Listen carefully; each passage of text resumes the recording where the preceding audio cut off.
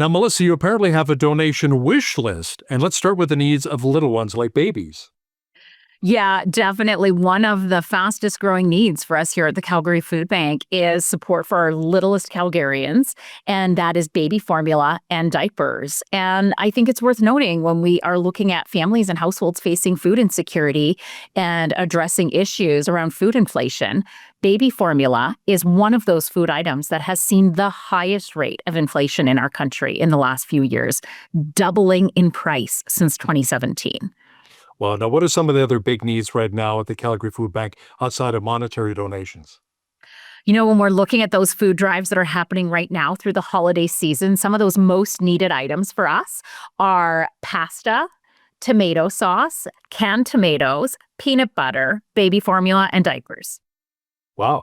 Now, you also accept personal hygiene items such as what, soap and shampoo. What about pet food for our dogs and cats who are also members of our family? You bet. We love when folks give us some of those personal hygiene items, whether it's feminine hygiene or items for folks starting out their first home, perhaps just coming out of homelessness in Calgary.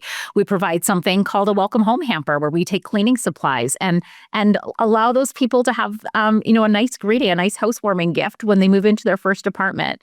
And then, of course, always looking for pet food and supplies for pets so that folks can keep those companions in their family. Now, what are a few items that you simply cannot afford to accept, and can you explain why? Oh, we are pretty loosey-goosey on the best before dates. We stick within the advice of Food Canada, where if it's within 2 years of best before, we'll take it. But there are some items that have hard expiry dates. And if it is something that is an expiry date, not a best before date, such as baby formula, we cannot accept that and distribute it. We really try to stay away from accepting non-food items. Sometimes folks will drop off used clothing and bicycles and things like that. And unfortunately, that just places a burden on us and our team and our systems to get that to a charity that can better make use of those items. So we really ask for folks not to use us for that purpose. What about in the summertime, some of the homegrown fruit and veggies? You know what? We will take that as long as it's in good condition and we clean it up and we get it out the door. We don't do crab apples because I'll tell you, everyone's looking for someone to take their crab apples in the summer. But we still take zucchini.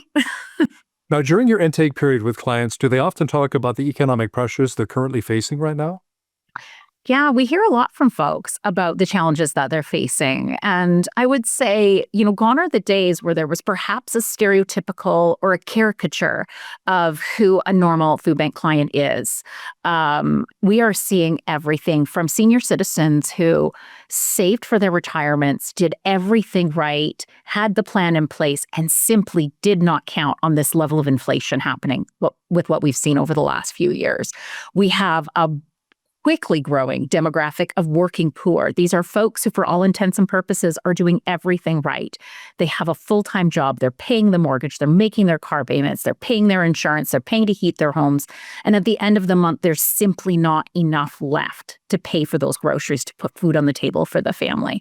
30% of the clients represented at the Calgary Food Bank are minors. They're children whose parents are struggling to make ends meet. So there's really no one story anymore. There's really a lot of different stories, but it all comes down to excessive cost of living. Melissa, during the holiday season, people always like to give back to their community. Sure that they have big hearts, but you're looking for a commitment and donations, what, year-round? Unfortunately, hunger and food insecurity is not seasonal. And while we appreciate the fact that this is a time of year when many Canadians feel particularly generous and they give of their time and their talent and their treasure through the month of December, we are feeding 800 households a day, Wow. every day, all year long. And so, there used to be a time when December was actually a busy month for client intake. And we're at the point now where we are at maximum capacity every day of the year. So there's not even room in our system to accommodate a busy season with our clients.